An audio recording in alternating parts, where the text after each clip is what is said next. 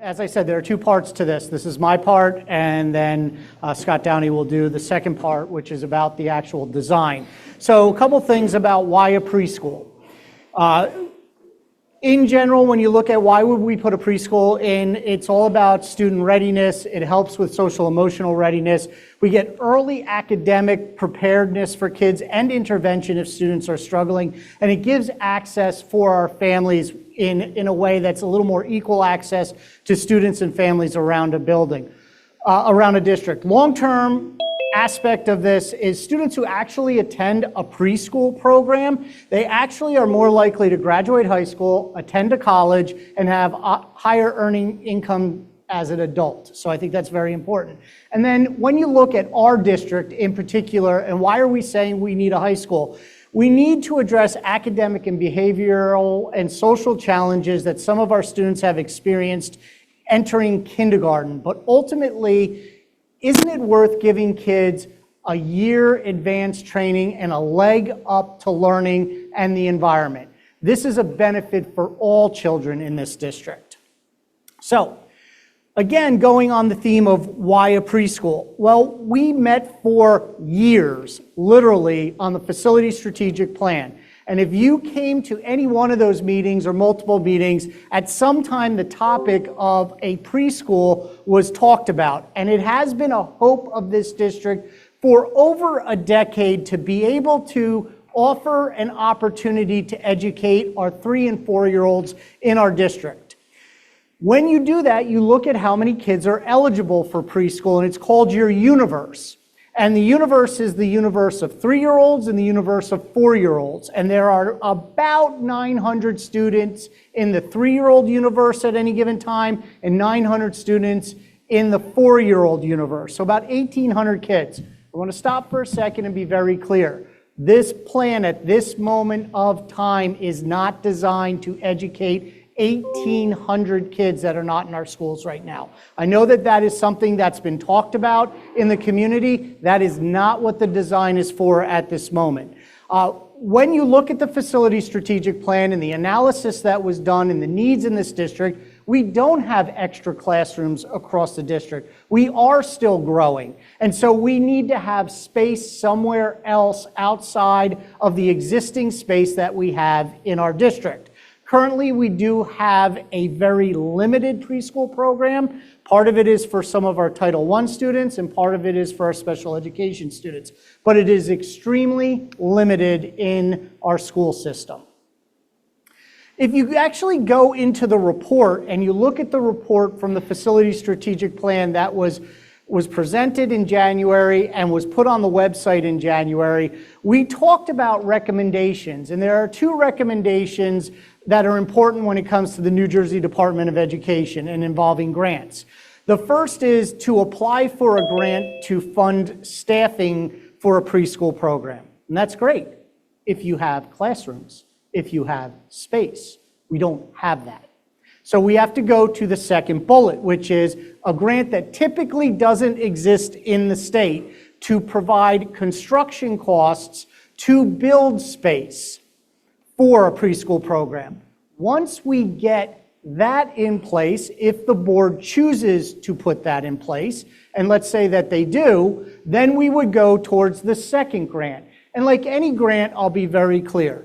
A grant is dependent on if the money is available and if the program is still in place.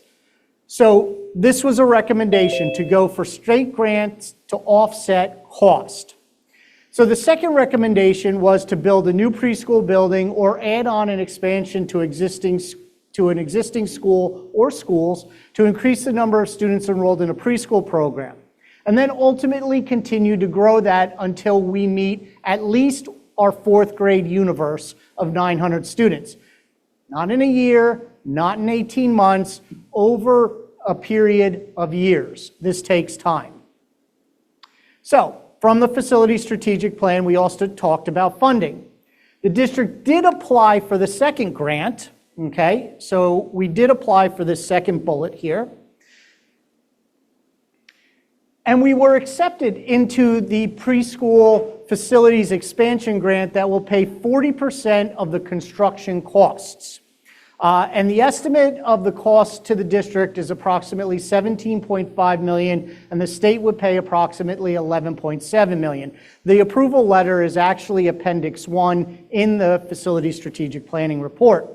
The grant was a one-time offer when $120 million was included in the governor's budget for preschool facility expansion. And this facility for this project would house up to 350 preschool students. Again, not near our universe. And the grant can be used for, the grant funds cannot be used for anything but what the New Jersey Department of Education has approved as a preschool facility expansion project at Robinson. Okay, so why Robinson?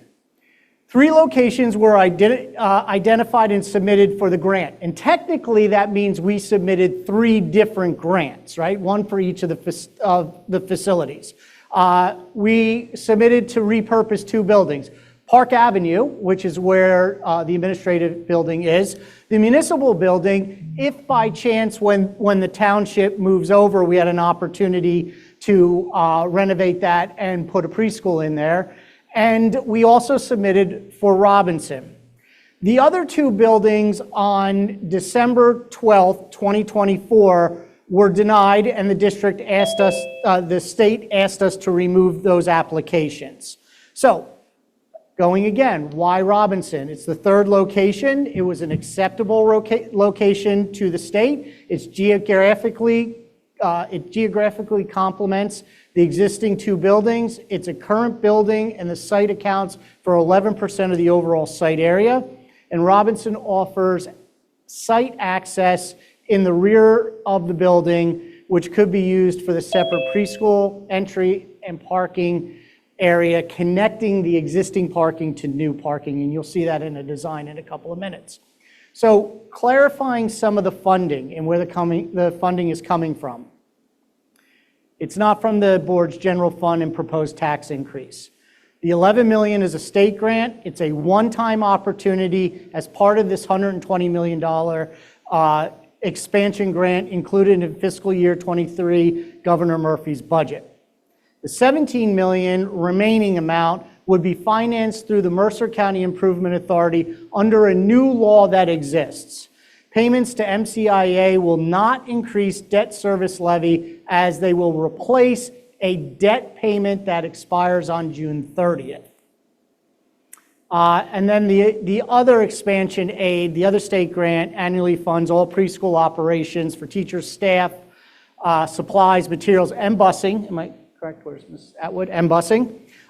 So it also provides an opportunity for the funding of or offset the cost of busing. We would apply for that second if the board approved us to move forward on the Robinson project, and that was getting constructed, and then we would apply for that. So why does it seem like it's moving so fast? And that's a question that comes up. So in March of 2023, the DOE announced that this was available. In May of 2023, the board approved submission of projects for this grant. In December of 2024, the grant was returned to our district, and we were told to remove the administrative building and the municipal building from our grant proposals. And so we did. In December of 2024, on the 20th, the DOE approved the eligible costs at 40% state funding for the Robinson project. January of 2025, I presented the facility strategic plan to the Board of Education that included all of this information. At that same time, the board approved a resolution to move forward with the process to finance the local share through the Mercer County Improvement Authority. On that same date, the board approved Spiesel Architects, which is our architect of record, to design construction drawings for the preschool addition. And then in February of this year, the DOE issued its final approval of Robinson Preschool Expansion Grant application. It's a grant application. It moves quick once you are accepted into the program, and things happen very quickly. If you've ever been a grant writer and received a grant, they're usually short time frames in which you have to apply for, you get the funding, you have to move forward with things, and there are deliverables that the state wants or the person granting the money wants, and we have to move on a little quicker pace than if we were doing it a different way. So we put together a couple FAQs, and I don't necessarily want to read from these, but I think it's important because they are the questions that have come up often as we've talked about this project over the last couple months. And also, we're going to put this up online. You're welcome to take as many pictures as you like, but we will have this available for you first thing tomorrow morning. So first question is this going to house 1,000 students? No, it's not. The maximum number of students is 350 students, and we most likely would ramp up to that level. So I really believe we would not open the doors at 350. There is a process of building towards 350. Will Robinson Elementary School that exists right now, will they be responsible for the preschool? The answer is no. This is a building that is an addition onto Robinson, but will be its own separate building. It has its own office for a principal, its own guidance office, its own nurse's office, its own cafetorium, and its own library. So it is its own separate building. Will the preschool start and end times be the same as Robinson? So right here, I'm not a yes or no, most likely not. Right now, our preschools start on a different schedule than our elementary schools, and we most likely will stay on a different schedule because it makes for a better entrance into the building and exit into the building for all students involved. One of the biggest questions is traffic. Will buses park on the street and will students need to walk up to the school? The answer is no, and you're going to see in a couple minutes a design with a bus loop for the new building that can be used by both buildings. That would take buses off of Gropp and Hempstead. So they would come in, they drop kids off, and they would leave. The other design with the parent drop-off is a one-way off of Gropp, where right now we're saying right turn only, but it might not be. We'd have to have the police department come out and traffic come out and make sure it's okay. But if it was a right turn coming from Arena on Gropp, right turn into the parking lot that exists right now, straight down to a new parking lot with a drop-off zone, out to Hempstead, make a right. So all that traffic is out towards the arena, moving through for both drop-off and pickup of both schools. Is the entire front of the new building going to be parking in blacktop? No. But the initial design did have a very large bus loop that consumed a large portion of the grass. We have actually reduced that significantly, and I appreciate Spiesel for making an adjustment to that. And there may be still a little bit of room to move the loop just slightly closer to the staff parking on the side, but you'll see that in a couple of minutes. Will there be a separate playground for preschool and kindergarten, K-5? Yeah, actually, this design includes two brand new playgrounds, a preschool playground and a K-5 playground. No existing playgrounds would be removed. Are there other preschools in New Jersey with 2 stories? Yes. So through our research, district-wide, many of the preschool buildings are 2 stories. Some examples include South Brunswick, New Brunswick, Perth Amboy, and Piscataway, who has 3 preschools with 2 stories. New Jersey Department of Ed regulations specifically permit preschools up to 2 stories. Why have an interior courtyard? So courtyards interior-wise are to provide space for natural sunlight to get into the classrooms and so that there is ventilations into the classrooms. And many of our schools have interior courtyards already. Does the courtyard impact egress from the 2nd floor? No. The courtyard does not impact egress from the 2nd floor as the stairs exit directly to the outside. Then a question was, in event of an emergency, how will 3- and 4-year-olds exit the building? Each room will have an egress plan, and the building is designed to maximize egress time with 2-hour rated stairwells, which Spiesel will explain in a minute, use of non-combustible materials, and it will be fully fire suppressed. In addition, the school will conduct fire drills each month as required by law. Okay, so what's the next step? Tonight, Scott Downey is going to present in a moment. The Board of Education is going to consider an amendment to continue the funding potential through the Improvement Authority. And the reason why it's on again today is there are a couple of adjustments here that the authority has asked. Number one, this will be a project labor agreement, so the PLA will be in place. We're going to codify the financing, resulting in no increase in debt service tax levy, and it's going to set a maximum amount that can be borrowed. Beyond tonight, in the April meeting, the BOE will vote to accept the grant and vote on the final drawings. And that is the process and where we are at this time. With that, we're going to wait to ask any questions that the board has or the public has, because I think you want to see Scott's presentation first. So Scott?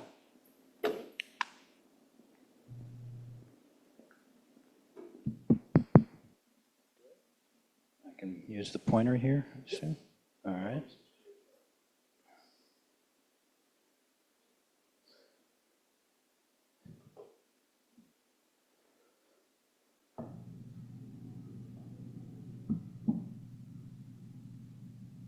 Terrific. Thank you. My name is Scott Downey. I'm a principal with the Spiesel Architectural Group, and we'll just kind of walk you through. I'm sorry, am I in the right place? I don't want to block anybody's view.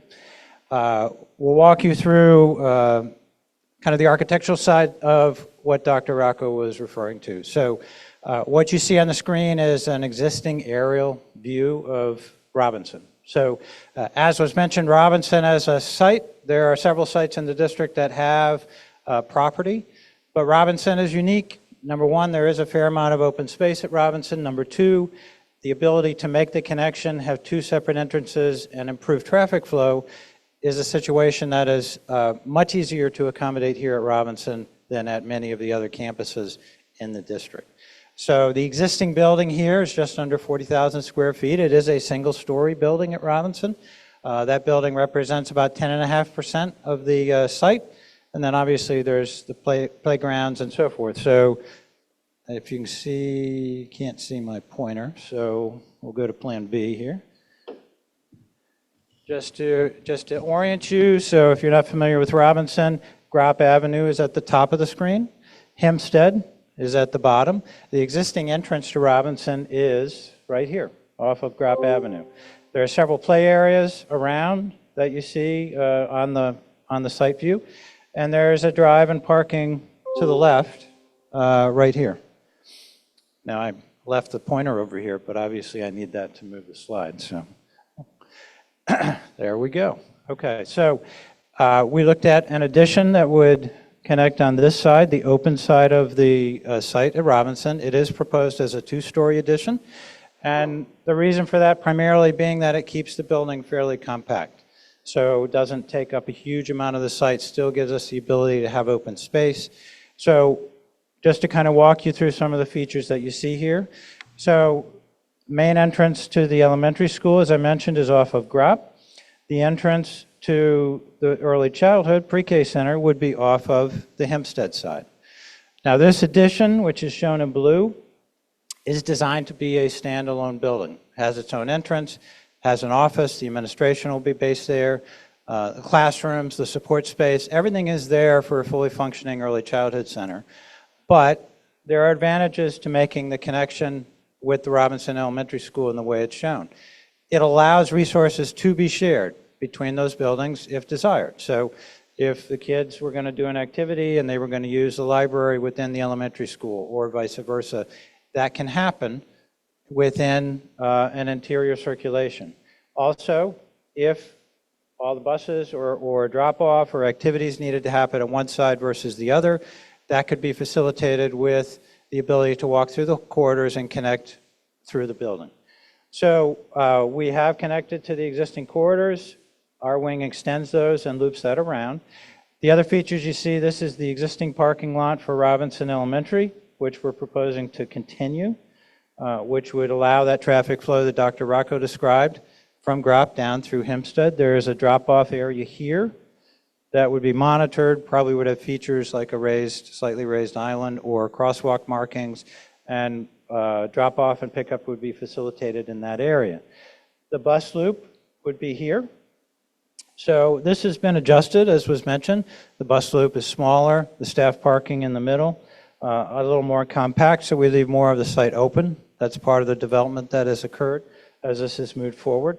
And as Dr. Rocco mentioned, the final location of this and how it sits on the site is still being finalized and might be shifted over a little bit. So main entrance here with a canopy at the entrance, and then as you go in, I'm going to reorient you here. So the entrance is at the top. There's an office area here with various offices, support spaces.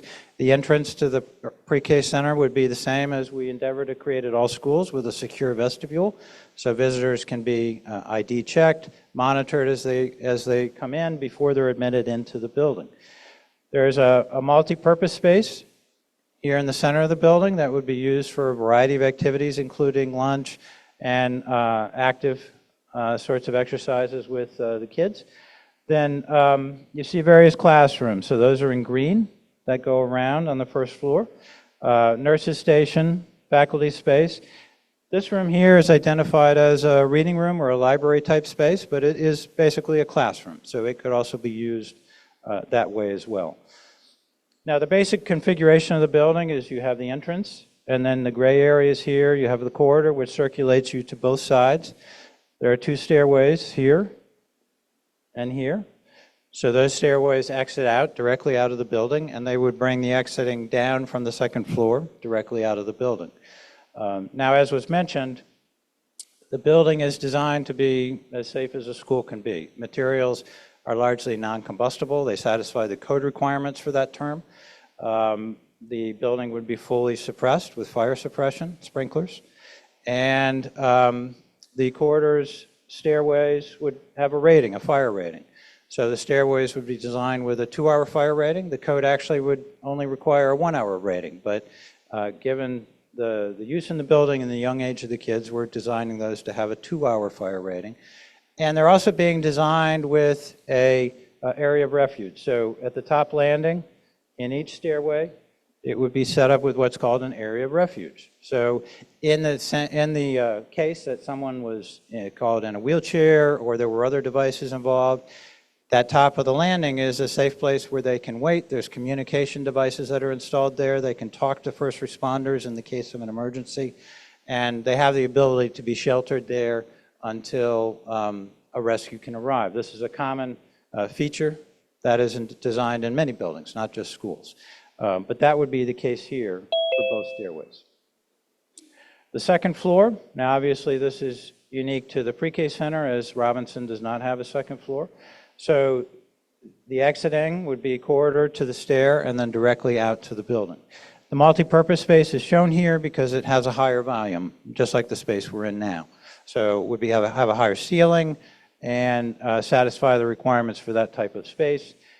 In addition to the classrooms on this level, you have several small group instruction rooms that can be programmed in flexible ways, depending on what the educational curriculum needs. Each of the classrooms is equipped with a bathroom within the classroom, which is a requirement for early childhood spaces in New Jersey. So you see those are all located off of each classroom, that there are bathrooms that are dedicated to each of those classrooms. So the teacher can have that activity happening without having to leave the room, makes supervision easier. So in terms of what the building would look like, so I'm going to show you several images. So this is potentially the front to the left-hand side, if you will. We tried to look at materials that would reflect and carry forward what is at Robinson, so the campus has a cohesive look to it. And this includes masonry, colored masonry, some panels that are part of the window system, a couple of accents, trying to accent the entrance area. This is a view more directly from Hempstead, so looking right at the building. Again, basically the view you saw before. You see the parking and the bus drive located here. This is just around the other side of the entrance. We're creating some accent areas with lighter color masonry and so forth that you see around the building. Now within the courtyard, and as was mentioned, the creation of a courtyard is common in schools. It allows natural light to be maintained into all the classrooms. It also in today's day and age, courtyards take on a different character as well. They are a secure place within the building where kids can do outside activities where they are separated from the broader site, the broader community. Courtyards are set up so that you can always egress out of those corridors without restriction. So you cannot get locked into a courtyard in a school building or any other building based on the way it gets set up by code.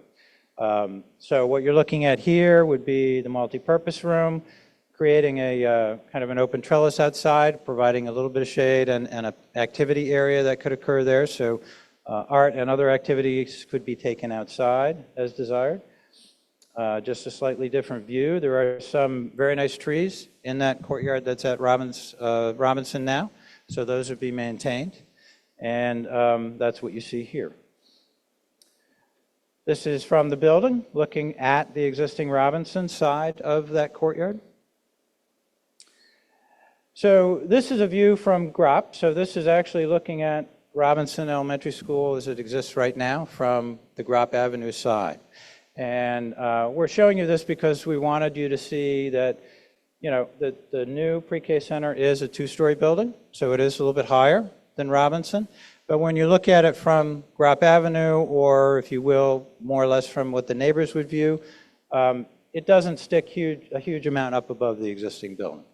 The perspective is that mitigates the height a little bit, but that's what that view would basically look like for the view from GROP Avenue.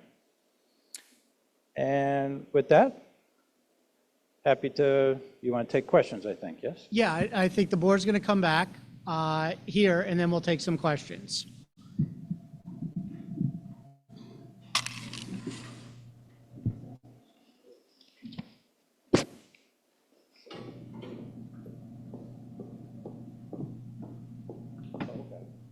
We want to just set it up on this. Okay. Well, I'll swap. Let me swap with Scott. Your hair color is much younger. So we're going to start with board questions. Okay, so Yeah, you're gonna I'm go in going to order? start, if I can, Mr. Kanka, I'm going to start with you. Do you have any questions?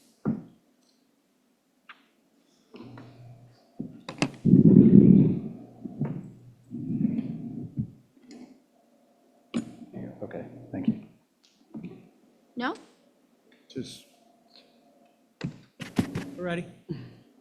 well, first of all, I would like to thank Scott and your team for a very nice presentation. And I mean, some of the questions that have come up in the past were with the traffic issues, and there was some questions from the board that had come up, and some other entities throughout the township.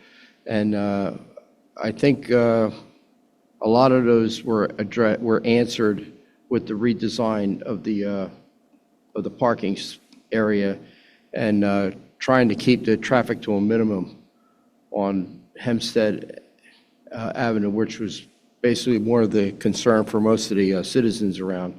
So I want to thank you for that.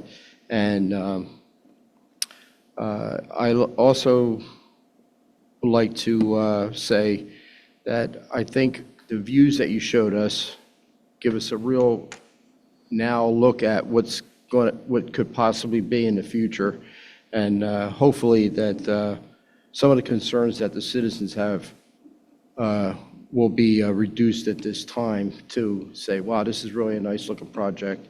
And if something else comes up in the future, I'll bring my concerns to the superintendent. But as of right now, I don't have really anything of concern other than what was already addressed by the superintendent. Thank you. Thank you, Mr. Kanka. Mrs. Byrne? Yeah. Do we know how old the Robinson building is? The existing building? I don't have that, but it's probably over 50 years old. 1961? So So 64. I guess just a question, I'm not, a builder, but are we concerned at all, with keeping everything up to code?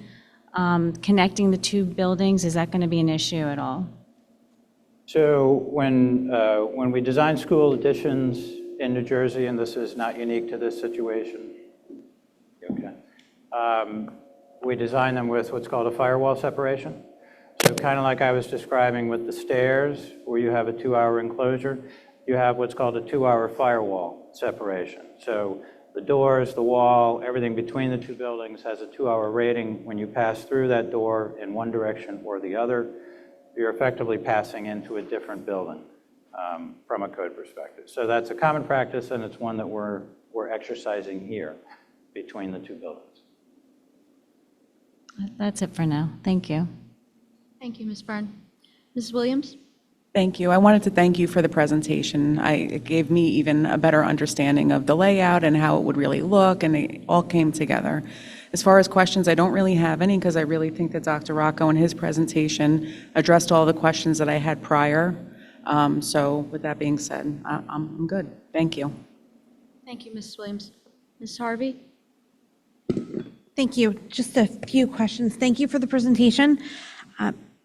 I know in the facility strategic plan, we identified 15 schools that don't have enough staff parking. In the design that you included, did you allocate enough spaces for the building to operate at maximum capacity?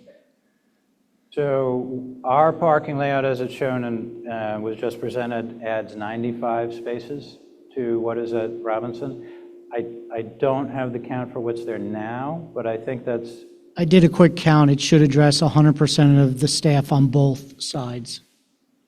And then another question is, in terms of thinking forward to expanding in the future, I know on the facility strategic plan, Robinson was identified as both building up and out. So in your design, did you allocate for the fact that in the future we might want to go up in the future for the other half?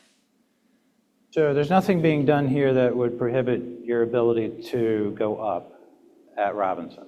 Now going up at an existing one-story school is a bit of a loaded proposition for two reasons. One, structures are not always designed to support that, so sometimes you have to do a separate structure to accommodate it.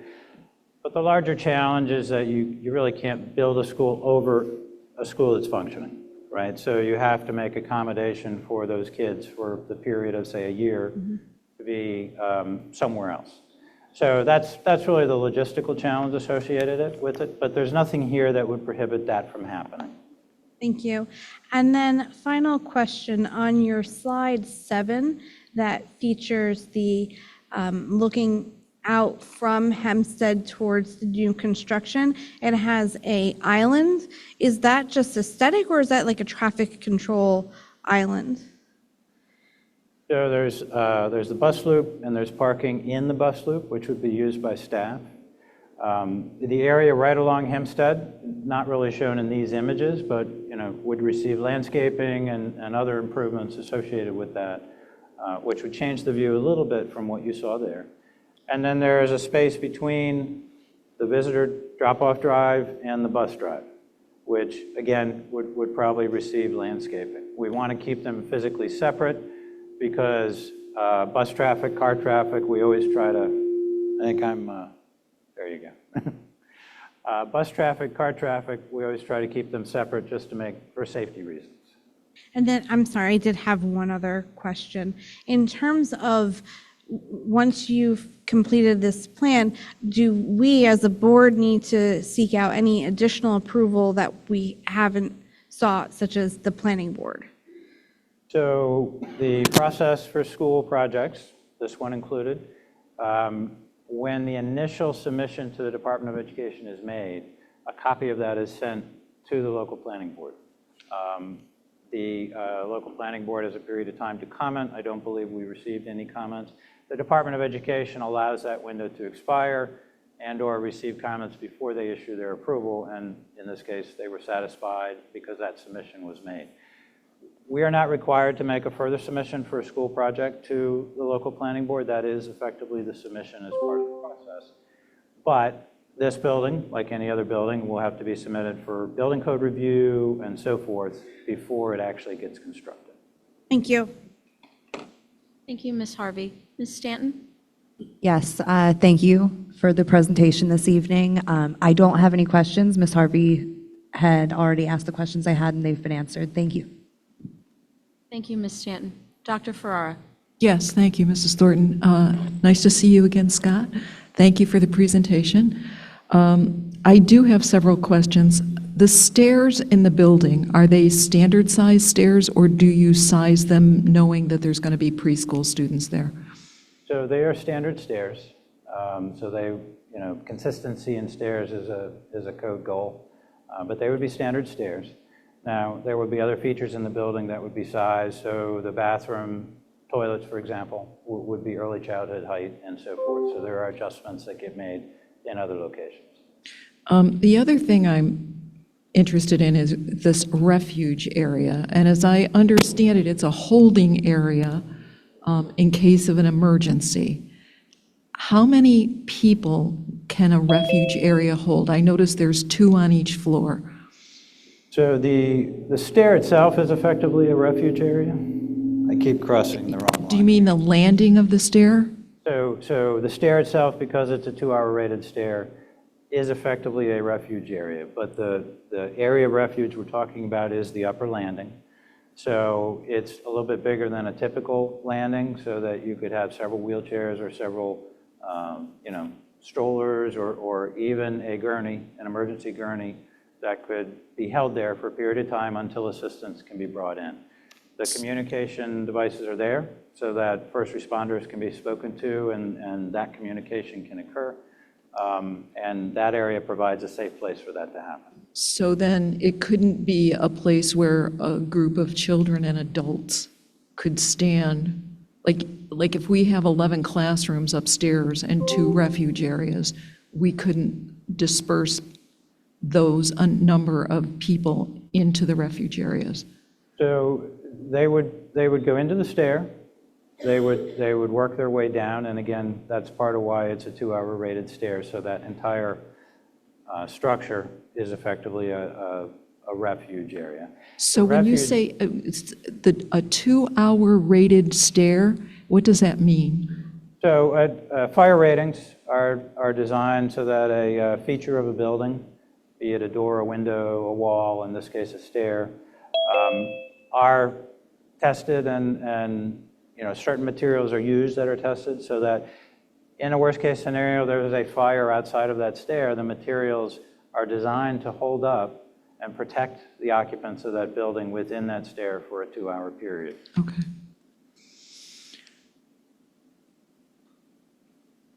Oh, and my last question is there, in a case of emergency, is there a passage to the roof if we had to evacuate kids up? Is that part of the plan? No, not for an evacuation purpose. There would be access to the roof, but it would be more for service-oriented activities. The roof is not really a place where we typically evacuate in a school because you don't have the proper safety features and so forth on a rooftop. But there is not a stair that goes up to the roof. It would be a ladder and a hatch that provides maintenance access. And the egresses off the center playground, how big are they? Obviously, you could get a stretcher in, kids out, a vehicle? They're not designed to have a vehicle in the courtyard. You could move like a handheld mower or those types of devices through. It's a double door, kind of like you see, single doors here. But, Okay. it is effectively a double door like you see there. So you'd be able to open it to get a 6-foot opening. And you could pass anything through there, but you would not be able to drive a car into that area, for example. Okay, thank you. Thank you, Dr. Farrar. Ms. Soto? Thank you so much for the presentation. Just a few clarifying questions to make sure I understood the images correctly. So currently, Robinson, the buses park on Gropp and the children get off. So now with the extension of the faculty parking lot through to Hempstead, would the buses will not go down there? Okay. No, the bus loop would be designed for the buses to go in, and then where the faculty lot is, that would be for parent drop-off instead of, if you've ever been at any of our elementary schools, the roads are lined with parents dropping kids off. Instead, they would come through, there'd be a special designated area where they would stop, open the door, let the kids out, and move the car. So it would be that constant motion going through. Now, parents could have the option of parking on the street and walking their children up, and some may do that. But it should reduce the number of cars that do that. Okay. And that's what I was ultimately trying to understand. So I don't think I have any other questions. I think, ultimately my concern, or initially my concern was the impact on the neighborhood. And so I appreciate the visuals with the aerial view and seeing the addition put on, making it just essentially a connected square. I don't know, I had envisioned it further out and almost closer to the sidewalk. So it was nice seeing the amount of space there is there and it maintaining the integrity of the existing building and the neighborhood. Thank you. Thank you, Ms. Soto. Dr. McSheen? Yeah, thanks again for the presentation. I think it was really helpful to hear it walked through. I did have questions on both the building and also the program as a whole. Should I ask all of them now or just the? Okay.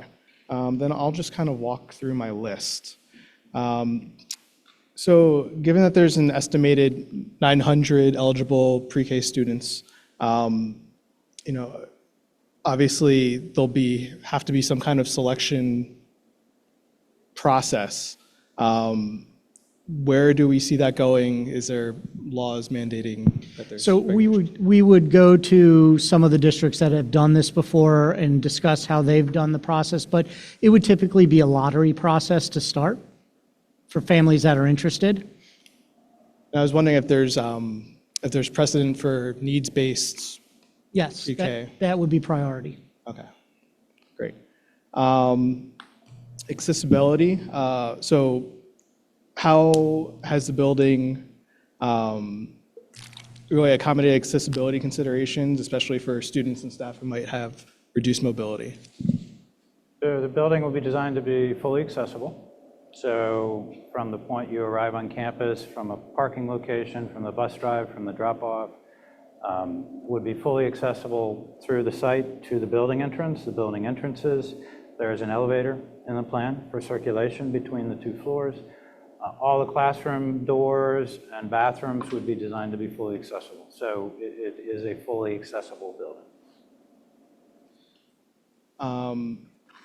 And I guess along the same lines, are there any important considerations for special education or students with special needs? And how is that regulated by the state and the town? Yeah, so I'll open that up to Ms. Audino.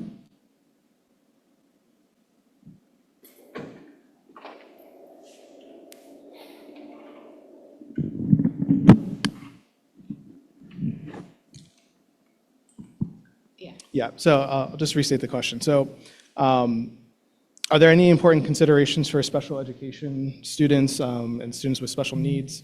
And how are these regulated by the state design and such? So basically, it's ADA compliant, the building that we put together. So there's nothing else that would need to be met in order for us to meet the needs of the students. And then go along with the questions that Dr. Farrar asked about steps and things like that, we would have related service providers, which are physical therapists, occupational therapists that would work with our students that did have needs that would need assistance with manipulating the building. Thank you.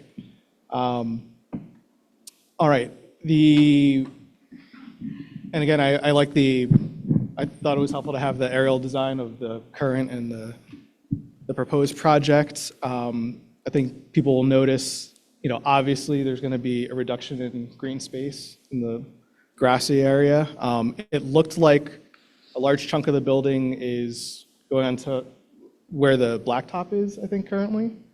But I was wondering if you could kind of comment on, the amount of green space that will be impacted and if that's maybe potentially impacting the drainage or any kind of environmental item there. So the site drainage is all being designed now to make sure that it satisfies all requirements, handles required amounts of water, storms, and so forth. And there would be some retainage that would happen probably underneath the existing parking lot. I'm echoing again, sorry. So that's all part of the site design that's underway right now. Thank you. And just the last one, I was kind of asking my fellow board members and staff of, in our minds, what's the newest building we have in our district and such. And obviously in the last 20, 30 years, there's been a push for energy efficiency and different standards. And I was wondering if you can comment on how your design takes that into consideration and, things along that route. Sure. So energy efficiency, building design has changed a lot. So this building will have a highly efficient mechanical system. So heating and cooling the building will take less energy than older buildings with older systems. Things like lighting will all be LED, will be high efficiency. Lighting controls will allow for automatic, programming, turning on and off, and so forth. So all of the energy efficiency features that we typically are incorporating in schools are found in this design. But overall, it will lead to a much more efficient operation by comparison to some of your older buildings which have, older boilers and older mechanical systems. And in a similar area, can you talk about how there might be air conditioning and where that aligns with the school, and does that impact Robinson, things like that? We're not at this point redoing the mechanical systems in Robinson, so this building is being designed separately from that. But there is air conditioning proposed for this? Well, I don't know that we've fully made that decision yet. I mean, we're allowing for it to have air conditioning, so I would assume yes. Okay. I just made the decision. Yes, I think. Well, can I dovetail on that? To Jason's point, if we're going to air conditioning the preschool, why wouldn't we include Robinson? Separate systems, there's electrical upgrades that have to be done at Robinson, which are part of our plan to do electrical upgrades there. So we have to do that first before we would do the air handlers. And Brian has a comment on that. Follow that up. Hold on. Our engineering group is sizing the new service for the Robinson Pre-K building to handle future AC in the existing Robinson building, should that become a project, over time. That's Brian Eves. He's working on the project also. Thank you. I think that's the end of my interrogation. Thank you. Thank you, Dr. McSheen. So I did have a few questions myself, but some of my board members have actually already asked the questions. But in regards to the courtyard, and we do see the egress that you had mentioned from the courtyard. Is there egress on both sides, or is the egress just on one, since you have to go through the building? So currently Robinson's classrooms have doors that also allow egress from the courtyard. So about half of the classrooms in the existing building would have direct egress into and out of the courtyard. And we're assessing it. If we need to add a separate entrance on the other side or in another location, that'll be adjusted as we move through the design. Okay, so it's basically, we're looking to add it as the necessity rises for multiple egresses out of the courtyard. Yeah, so there are code requirements regarding occupancy levels and the egress necessary to evacuate. And we're in the process of finalizing those calculations now. I appreciate that, thank you. So at this time, I do want to open it up to the public for questions, unless any other board members have any follow-up questions. Would it be better if we had Scott sit with senior staff next to a microphone? This way, he doesn't have to worry about the speaker and humming, and then we can set up. We can set up for the mic. Mr. O'Boyle, if we can set up for the public, if anybody wants to speak over by the screen. So any members of the public here this evening that have a question, we just ask that you please come up to the microphone so that we can hear the question, as well as anyone watching at home can also hear the questions that are being asked and the answers. So I'll start if anyone just wants to raise their hand, if they'd like to come up. Please, come up. Just state your name for the record if you don't mind. Thank you. My name is John Muka. I'm a lifelong Hamilton resident. I got a couple categories of questions, actually. Are we going to talk about the funding at this point or just about the building itself? We can talk about everything. Everything, okay. All right, so we're getting a free building, basically, because the state's paying for some of it and Mercer County's paying for the rest. My question is about the staffing. Now, you'd mentioned that there's a grant to cover that. Is that for a limited time only, the first year, or does that go on indefinitely? So I'm going to turn that over to Ms. Atwood to talk about that grant.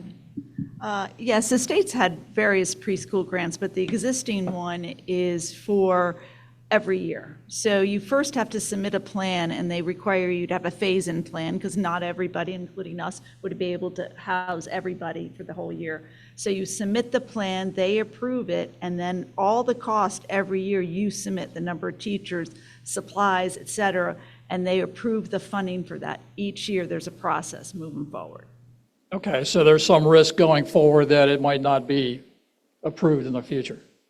Once you're approved for the program, you will be continually approved. The risk going forward is our annual risk of state aid and everything. But no, once you're in the program, they don't take you out. Okay, do we know an approximate cost of the staffing that the state is going to pay for under the grant? No, I looked at it. Was it 15,000 a staff? I don't remember. I just looked at the current year. They haven't even put out the pricing for next year's grant. So we would apply for 2 years, maybe next year, but we were looking for 2 years from now. So just ballpark, how much per year would it be to staff that building? We haven't calculated that. That's our next thing to do. Okay, fair enough. I got a flexibility question, sort of like what Ms. Harvey had, but in a different direction. So is there any flexibility in the building to mix pre-K versus, kindergarten and up, in case our mix of students changes and we need more room for the elementary school and less for the pre-K? Can that be adapted? So the requirements for pre-K are the more stringent. The classrooms have to be larger, they have to be equipped with bathrooms. So a pre-K room can very easily support any of the other grades. That would be at the elementary level. The challenge comes in the other direction, right? Adapting a regular classroom that maybe doesn't have a bathroom for pre-K use. But the pre-K rooms being built here ultimately could be used for any grade. Okay. The next thing in my list here is there actually a traffic study that's been done or will be done to really look closely at what's happening with the traffic? Now, I have a 3-year-old granddaughter, and I'm just trying to think about, we're not going to put 350 3-year-olds on buses, right? So it's going to be some combination of busing and drop-off by cars. So it seems like there should be some analysis of that to say, here's the range of problems we may or may not have. So a traffic study has not been required at this point. No, we have not undertaken a traffic study. Our situation is a little different in that we're not directly impacting any intersections near the building, so forth. So those things that would normally trigger a traffic study have not applied here. Okay, would we think about doing one anyway? Is that a very expensive proposition? There is a cost. That would be something the district would need to consider. We need to consider that. The other thing included with the traffic is there is an exit off of the Interstate 195 right around the corner. Mm-hmm. So from a security perspective, we might want to think about that, because it would be a very simple matter for some bad guy to come around that corner and be at that facility without any warning, really. Just one of the things. The only other question I have at this point is, when would the ribbon cutting be if we approve this? If it gets approved and bids come in and the board accepts that, we would hope for, I believe, September of '26 would be the hope. But with construction, like if you've done any work in your house, it doesn't always go according to plan. So let's say anytime between September of '26 and January of '27. I'm still waiting for the PJ's Pancake House to open around the corner from my house. And you know the It's been pain. under construction. Thank you so much for your time. Thank you. Please.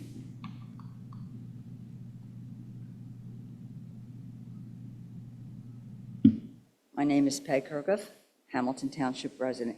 Just a Ms. time. Kirkup, can you come a little closer? I'm sorry, we can't hear you. My name is Peg. Better? Thank you. Okay. And just in addition to what John was saying about the traffic, drop-off is one thing. Pickup is a nightmare. I pick up my grandchildren frequently from a couple of the schools. Now, if you're having K through 4 and preschools letting out at the same time, the parents are not going to just drop off a preschooler. A lot of parents do not drop off their elementary kids. When I was taking my grandchildren in the morning, we usually had to see somebody walk them to the door. So it's not just a hit and run where you drop them off. That is a problem. And I can picture this to a point, but that is a real problem. It's a problem for the parents. It's a problem for the safety of the kids. They're constantly running around. So I don't know if that's been addressed. As I said, drop off, people come and go. It's not the same time. Pick up, I don't know. I think those streets are going to be impacted and those neighbors are going to be impacted. And the parents are going to have a problem just with less parking. And because you have faculty parking, but what about the parents? How far are these kids going to come out? And right now, to this day, at McGalliard, these kids are released to somebody, parent, guardian, grandparent, which I'm all for. But the mess there sometimes is dangerous. And I think this is something that, along with the traffic study, that should definitely be part of it. Thank you. Do I have anyone else that has a question? Please come up.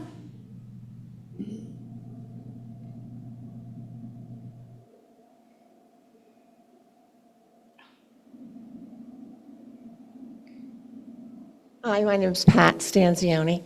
My children have gone to Robinson. My grandchildren have gone to Robinson. I love the school.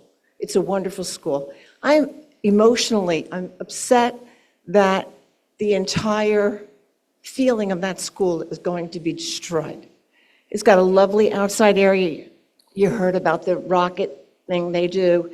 It's a lovely school. I don't understand why the entire district will be going to that area. Why can't you just, if you're really committed to preschool, why can't you include it in every school? I understand financially it's probably going to be very difficult, but you have a trailer on Robinson. You don't even have enough space for our kids now. You have no air conditioning, and you're building something, taking away from them instead of adding to it. And it's extremely upsetting to me. I drop my grandchildren off, I pick them up. I know what you're talking about.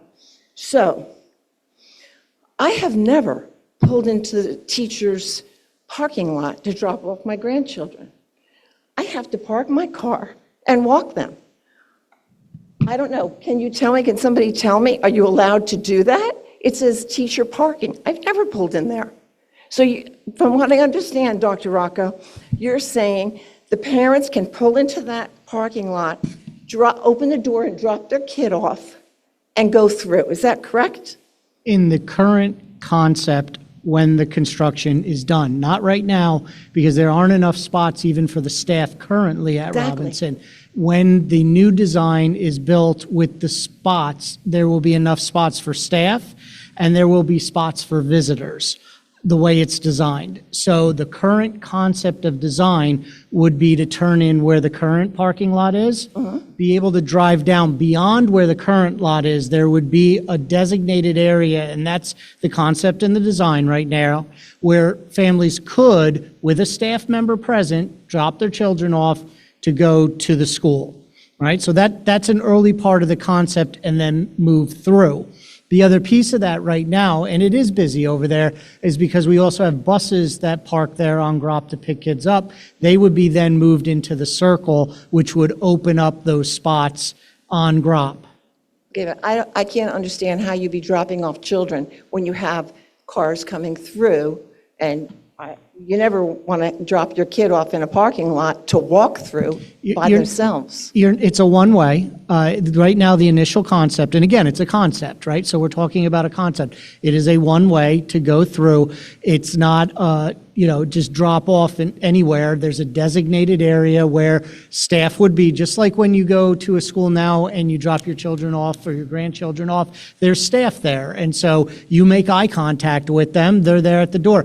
As a former building principal, we did have parents that pulled in, dropped their kids off.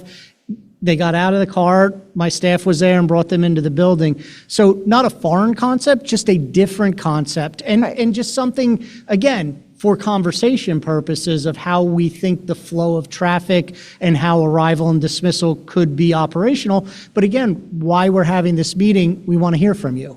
And we want to hear your concepts. I'm really kind of upset that there aren't more people here because I'm a grandma. I mean, I'm not even a parent of the children now, but I love the school. And a couple other questions I had. Why is this going to be a full day or a half day class, preschool? So it depends on with the grant. If we get fully funded by the grant, it would be a full day program. All right, so the students would come in first thing in the morning, stay all day, and then leave later on. If the grant was not available or wasn't awarded, we would consider potentially a half-day program. So it really is dependent on funding. Okay, so a half-day program, and that's another thing I want to talk about. As a working parents aren't going to be able to have their children go there half-day, right? If you're going to be committed to preschool, if you're really going to be committed to sending my grandchildren go to preschool now and they pay a lot of money. Correct. But if you're really committed for preschool, then, I don't understand the lottery, because as a taxpayer, that really ticks me off. And I don't understand a half-a-day preschool if you're really committed to preschool. So as a former principal, we were one of the few districts in the state of New Jersey that had halftime kindergarten. And what would happen is the bus would go to the preschool facility and pick kids up and bring them to our school for the afternoon, or the bus would pick our kids up at the end of the morning session and drop them off at the preschool that the parents wanted them at, right? So that is also a potential down the road, but as a former principal, that is what they did in my district. Yeah, and I'm familiar with that, but so you're saying the buses would take the children, potentially, I'm saying it's a potential solution. to whatever preschool they go to? Possibly. It sounds like a lot of money even with buses, when you can't even get bus drivers. And honestly, okay, I know it's an emotional thing for me. I'm also, I was a school nurse. I understand how schools work, okay?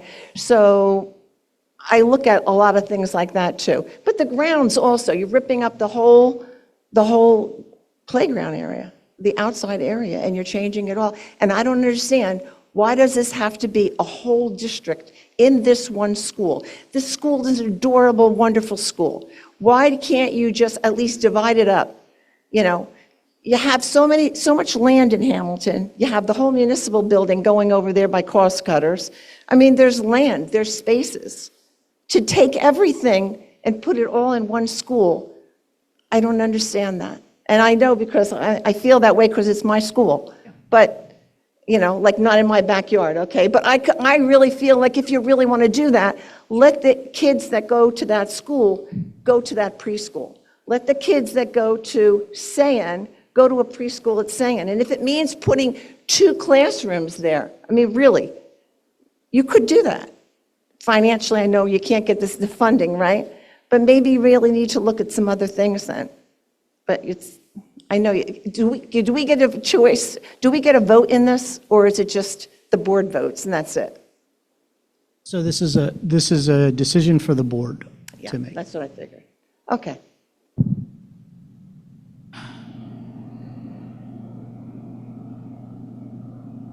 Hi, Chanel Vickers Ames. Just a question, kind of to piggyback behind something that lady just said. How does this new preschool affect the other schools that currently have the preschool program? So some of those programs would be moved into the preschool. Other programs would stay depending on the services that they provided the students. And that would be something we would start to look at, in which would stay in the buildings they exist in, which would be moved in. But in the places that they would be moved in from other schools, that would open up space in those schools. Thank you.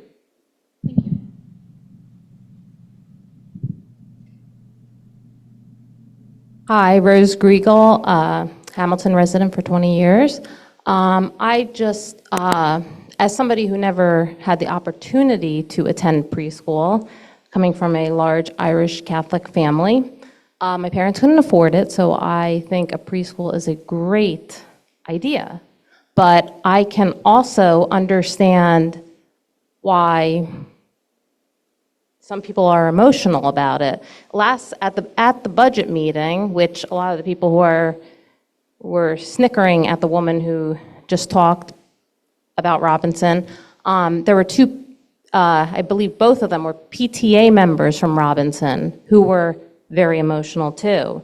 And I think that for the Robinson people, it is very upsetting.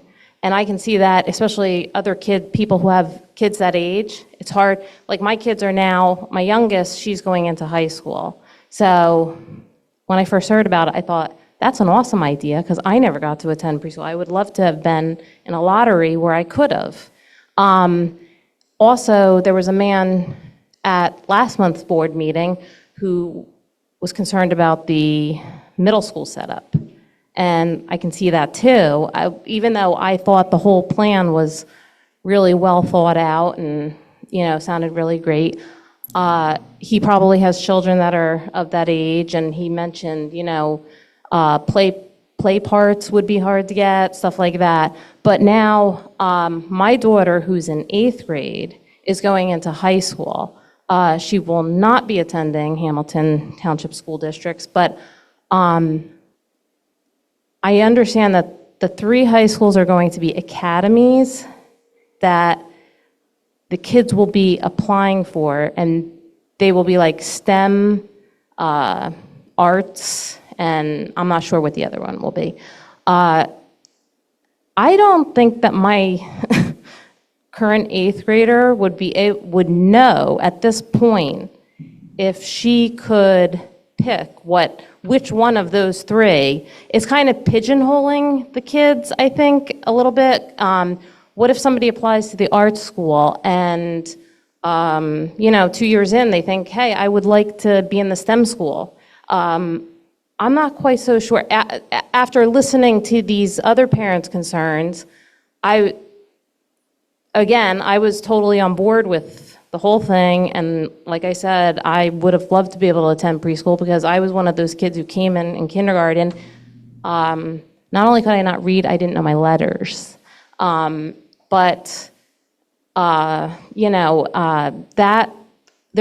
are a lot of things, and I think that people are emotional, and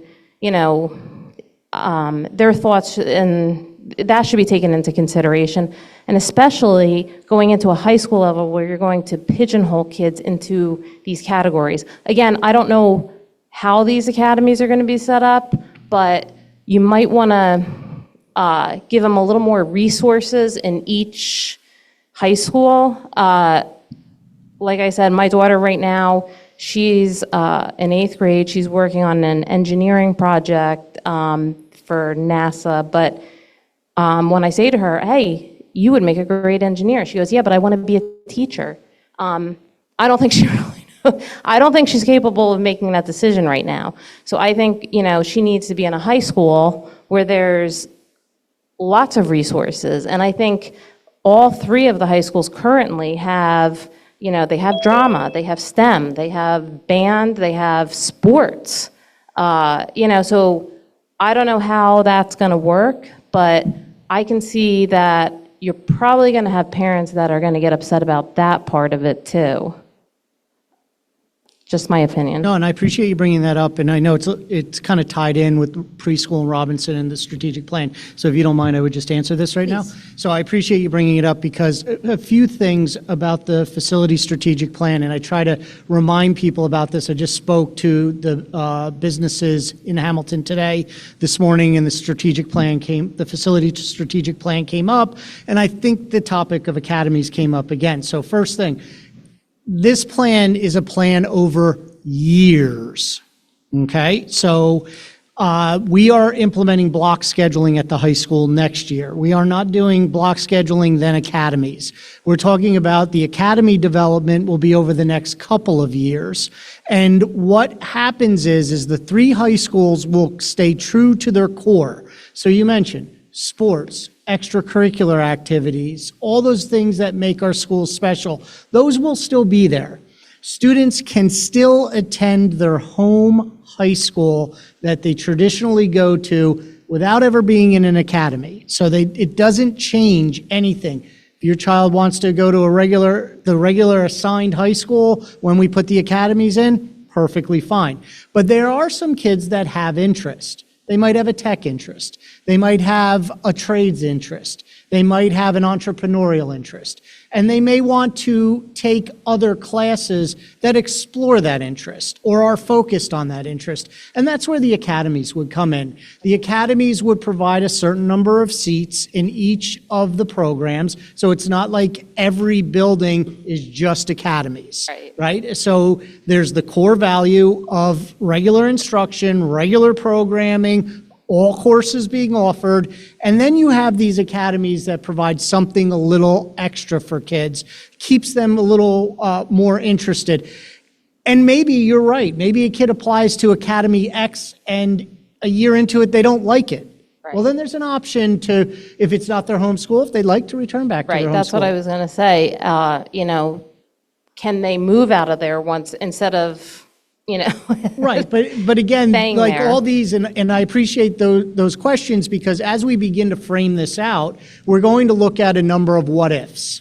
What if this happens? What if that happens? And so that we have answers to do that. But our main focus at the high school division right now is transitioning to block schedule effective September, which has been already 12, 15-month process we've been working on, and we'll continue all the way through next school year, even as we implement. But these are questions that we're going to be working on, so I appreciate you bringing them up. And I also like, because then I can clarify with families that, one, it's not rolling out next year. Right. The grade structure is not rolling out next year. Lots of things have to fall in place. And if you read the facility strategic plan, it's like a series of dominoes.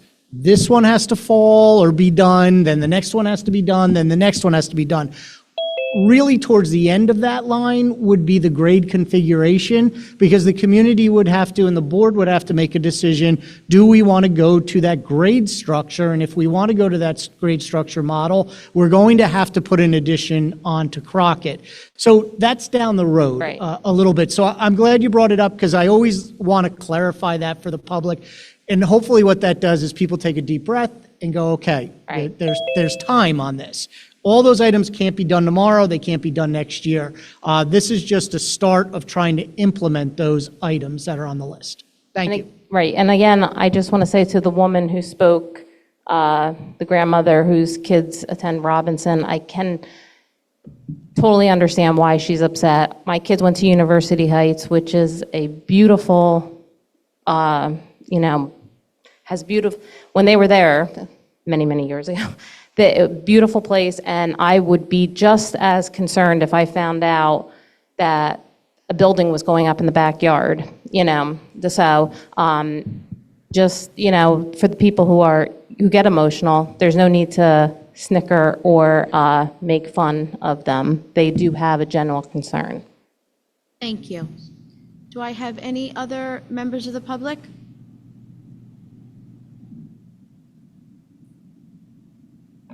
My name is Claire Burns. Lived in Hamilton over 30 years. Since you started talking about the high schools, I have questions about the pools. So I want to make sure, again, since you're clarifying, 2 of the pools are going to be closed and classroom space, and then one will stay open. So my thought was, does that mean there's no swimming for those kids at those schools? Then I also heard that another pool was going to be built at Crockett, and I just wanted to just get clarification of how that was going to unfold, both for the students for PE, as well as, I'm going to be naive, I don't even know if we have a swim team. So, what happens to those students that are at a school that doesn't have a pool? How do they get to the school that does have a pool? So if you can clarify that. I mean, maybe it's not in the works yet, but if you can help me with that, my husband and I were wondering. Sure, yeah. So students in PE have not taken swim as part of PE for at least 6, 7 years, maybe more. Okay. And I joke, and sometimes people don't laugh when I say this, but when students come into high school, they tend to be allergic to chlorine, and that's because they don't want to change. Thank you, Janice, for laughing. But that tends to be because they don't want to change for gym. There's various reasons for that. Okay. But they are more likely to sit on the sidelines on the deck and not be swimming. We have about 100 students across the district that are on the swim teams. The swim teams, and I'm saying plural, will remain. They will go and practice and compete at one facility. The other 2 facilities need major repairs. The one at West has not been operational for almost 5 years, and both the pools that we are recommending for closure do have leaks in them. And so water goes somewhere, and that's an issue that we have. They would be converted over into new usable space for students. The design on West right now, the draft design includes 3 additional classrooms and then kind of a larger space for students and programming. In Steiner, the pool is in the back in the gym area. Those would be converted into physical education spaces, weight room, wrestling room, activity room, and then where the weight room is and the athletic director is, those would be converted into classrooms, opening up approximately 3 new classrooms in the building. How would the students get to the pool that they could practice at for practices, like during the course of the week? They would be transported. You would do busing? Yep. Okay, thank you. Thank you. Do I have any other questions? Okay, I'm just going to ask the board members if there's any other follow-up questions that anyone might have before we move forward. I had Dr. Farrar? a question texted to me from a community member who suggested that we consider putting gates up at Hempstead and Gropp so that people don't use it as a cut-through during the day. Any other questions? Dr. McSheen? Yeah, can you just touch on the timeline of the pre-K from groundbreaking to when we expect to maybe open the school? So groundbreaking, we would hope, would be by September of this year, I believe, September, October, I don't know. Earlier, I hope. Or earlier, maybe? Scott? Yeah, the goal would be to be bidding and possibly award the project for construction in July, so construction would start shortly thereafter.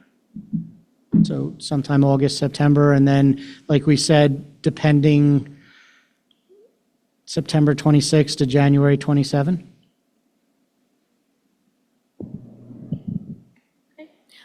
So I just wanted to add something. I know Dr. Rocco and I had spoken about this, and I do believe, Dr. Rocco, that you do have something coming up for the Robinson community to meet specifically with them to ask some questions or things like that. If you could just touch on that just a little bit so that everyone is aware of it. A few things. I've spoken, I'll be speaking at a PTA meeting. I've spoken to the faculty once. I'm going back to speak to the faculty. I've also have a meeting arranged with a number of community members who asked.